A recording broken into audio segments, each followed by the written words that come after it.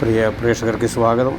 ഈ കാണുന്ന mini MCF ഹരിതകർമ്മ സേനാംഗങ്ങൾക്ക് മാത്രം ഉപയോഗിക്കാവുന്ന ഒരു മിനി MCF ആണ്. പക്ഷേ ഇത് നിറഞ്ഞ് കവിഞ്ഞിങ്ങനെ റോഡിലോട്ട് ഈ പ്ലാസ്റ്റിക് മാലിന്യ ചാക്കുകൾ ഇങ്ങനെ കെട്ടി കിടക്കുന്ന അവസ്ഥയാണ്. ഇത് പലപ്പോഴും ഈ പട്ടികളൊക്കെ നായ്ക്കളൊക്കെ വന്ന് കടിച്ച് കീറി കിടക്കുന്നു. ഇത് വേറൊരു വീട്ടിൽ കാണുന്ന ഒരു പറമ്പിൽ കിടക്കുന്ന ഒഴിഞ്ഞ പറമ്പിൽ കിടക്കുന്ന കെട്ടുകൾ, ഏകദേശം 50ഓളം കെട്ടുകൾ ഇങ്ങനെ തള്ളിയിട്ടിരിക്കുക. ഈ വീടുകളിൽ നിന്ന് നമ്മൾ 50 രൂപ കൊടുത്ത് വാങ്ങുന്ന ഈ ഹരിതകർമ്മ സേന ശേഖരിക്കുന്ന ഈ മാലിന്യങ്ങളൊക്കെ അവർക്ക് സമയാസമയം കൊണ്ടുപോകാതെ ഇങ്ങനെ കണ്ടല്ലോ.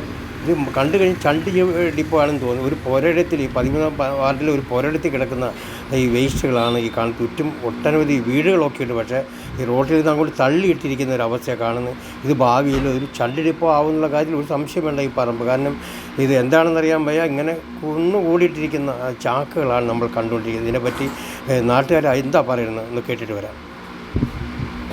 വയനാട് പഞ്ചായത്തിൻ്റെ ഹരിതകർമ്മ സേനകൾ സംഭരിക്കുന്ന പ്ലാസ്റ്റിക്കുകൾ വീടാന്തരം കയറി വന്ന് അവർ പ്ലാസ്റ്റിക് ശേഖരിച്ചുകൊണ്ട് പോകുന്നുണ്ട്. നമ്മൾ പൈസ 50 രൂപ അങ്ങോട്ട് കൊടുത്തിട്ടാണ് അവരൊക്കെ അത് ശേഖരിച്ചുകൊണ്ട് പോകുന്നത്.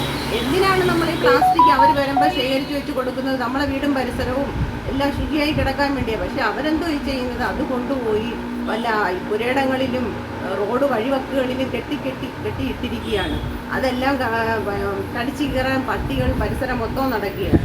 പിന്നെ പഞ്ചായത്ത് ലക്ഷങ്ങൾ ജനങ്ങൾക്ക് ഇപ്പോൾ ഒരു പിക്കപ്പ് വാൻ എടുത്തിട്ടുണ്ട്. എപ്പോൾ നോക്കിയാലും ഈ വാൻ പഞ്ചായത്തിൻ്റെ ഫ്രണ്ടിൽ കാണാം. ഇത് ഈ വേസ്റ്റുകളൊക്കെ എടുത്ത് മാറ്റിക്കൂടെ?